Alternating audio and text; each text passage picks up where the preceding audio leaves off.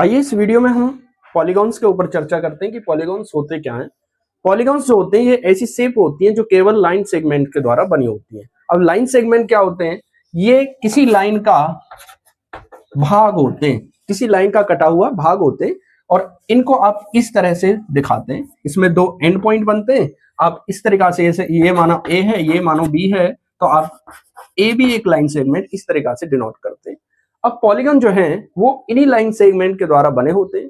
कैसे? जैसे आप एक स्क्वायर बनाते हैं, ये भी एक पॉलीगॉन है। आप एक ट्रायंगल बनाते हैं, ये भी एक पॉलीगॉन है। आप एक रेक्टेंगल बनाते हैं, ये भी एक पॉलीगॉन है।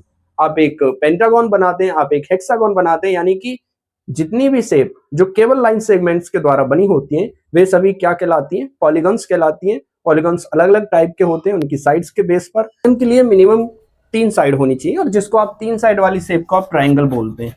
क्या बोलते हैं? ट्रायंगल। दूसरा क्वाड्रिलेटरल होता है जिसमें कितनी साइड होती हैं? क्वाड्रिलेटरल जिसमें 4 साइड होती हैं, इसमें 3 होती हैं, इसमें 4 होती हैं। फिर आपका पेंटागन आता है, पेंटागन आता है। फिर आपका हेक्सागन आता है, फिर आपका हेप्टागन आता है, ऐसे ही आपका ऑक्टागन, फिर आता है आपका नोनागन और एक बचता है जो होता है डेकागन। ऐसे ही आप कह सकते हैं ये 10 साइड तक हो गया। 4 हो गया, इसमें 5 हो गया, इसमें 6 हो जाती है, इसमें 7 हो जाती है, इसमें 8 हो जाती है, इसमें 9 हो जाती है, इसमें 10 हो जाती हैं। आगे भी पॉलीगॉन्स होते हैं जिनमें 11 साइड भी होती है, 12 साइड भी होती है, 13 साइड भी होती है। यानी साइड्स के बेस पर इनके अलग अलग नाम पड़ गए। ये प्रमुख पॉलीगॉन्स हैं जिनको हम जानते हैं। तो इसमें साइड्स के बेस पर इनके नाम triangle, quadrilateral, pentagon, hexagon, heptagon, octagon, नोनागन और डेकागन, ये कुछ प्रमुख पॉलीगॉन्स हैं जिनके नाम मैंने लिखे हैं। एक पॉलीगॉन के इंटीरियर एंगल का सम आप किस तरह से निकालेंगे, आइए देखते हैं। जैसे मैं मान लेता हूं कि एक मेरे पास ट्रायंगल है।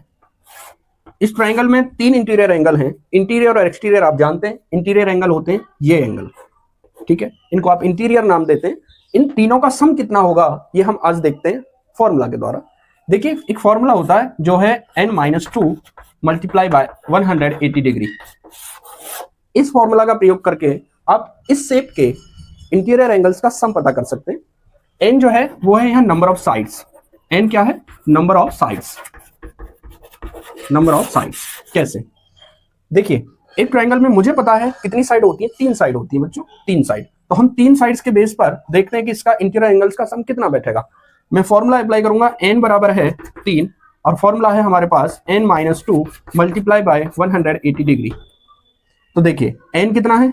3, तो 3 - 2 गुणा 180 डिग्री। 3 में से 2 गया, 1 बचेगा, 1 गुणा 180 दैट मीन्स 180 डिग्री। इस शेप यानी ट्रायंगल के तीनों इंटीरियर एंगल्स का सम 180 डिग्री हो जाता है। क्वाड्रिलेटरल के सभी इंटीरियर एंगल्स का सम निकाल के बताएंगे कि कितना होता है। देखिए क्वाड्रिलेटरल जो होता है उसमें साइड होती है 4। कोई भी क्वाड्रिलेटरल ले सकते हैं आप, रेक्टेंगल, स्क्वायर कोई भी ले सकते हैं। इसमें 4 साइड होती हैं तो 4 ही इसमें एंगल बनते हैं, ठीक है। इन चारों का सम हम किस तरीका से निकाल सकते हैं? फॉर्मूला यूज करके। देखिए जरा, इसमें नंबर ऑफ साइड कितना है? नंबर ऑफ साइड है 4, ठीक है। फॉर्मूला मेरे पास है कि n-2 मल्टीप्लाई बाय 180 डिग्री।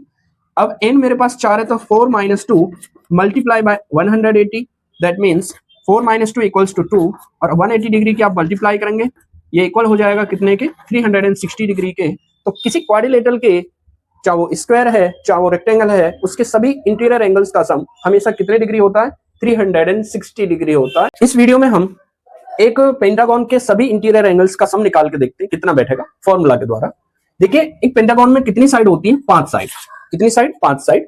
अब उस बेस पर हम इसके सभी इंटीरियर एक यहाँ है, एक यहाँ है, एक यहाँ है, एक यहाँ है और एक यहाँ है। यानी ये 2, ये 3, ये 4 और ये 5 एंगल हो गए इंटीरियर। इन सभी का हम ऐड करके देखते हैं, सम करके देखते हैं कितने डिग्री ये बैठता है। देखिए नंबर ऑफ साइड्स यानी n जो है वो हो जाएगा 5, ठीक है। फॉर्मूला हमारा होता है n-2 multiply by 180 degree. n की वैल्यू है कितना? 5, तो 5 - 2 मल्टीप्लाई 180, 5 - 2 इक्वल्स टू 3 और 3 की जब आप 180 डिग्री में मल्टीप्लाई करेंगे तो ये बैठेगा 540 डिग्री। कितना 540 डिग्री। तो किसी पेंटागन के सभी इंटीरियर एंगल्स का सम कितना होता है 540 डिग्री होता है। पिछली वीडियो में मैंने आपको बताया था कि एक पेंटागन के सभी इंटीरियर एंगल्स का सम आप किस तरह से निकाल सकते हैं। आज हम चर्चा करते हैं कि एक हेक्सागन जिसमें 6 साइड होती है उसका आप किस तरीका से इंटीरियर एंगल्स का सम निकाल सकते हैं। देखिए इसमें 1 2 3 4 5 और 6 इंटीरियर एंगल है, यानी एक हेक्सागन है। इसके सभी इन इंटीरियर एंगल्स का सम यानी योग क्या होगा, आइए देखते हैं। मैंने आपको एक फॉर्मूला बताया था कि n-2 मल्टीप्लाई 180 डिग्री। यहां n नंबर ऑफ साइड्स है, तो हम n की वैल्यू क्या लेंगे इसमें, देखिए n में लूंगा 6, और इस फॉर्मूला में इसको रखने पर हमें मिलेगा 6 माइनस 2 गुणा 180 डिग्री। 6 माइनस 2 यानी 4 गुणा 180 डिग्री, और 180 में 4 की आप गुणा करेंगे तो बैठ जाता है 720 डिग्री। यानी एक हेक्सागन के सभी इंटीरियर एंगल्स का सम 720 डिग्री बैठेगा। आपके लिए क्वेश्चन है, आप मुझे बताएं कि एक ऑक्टागन यानी जिसमें 8 साइड होती हैं उसके सभी इंटीरियर एंगल्स का सम कितने डिग्री होगा, आप मुझे कमेंट करके बताएं।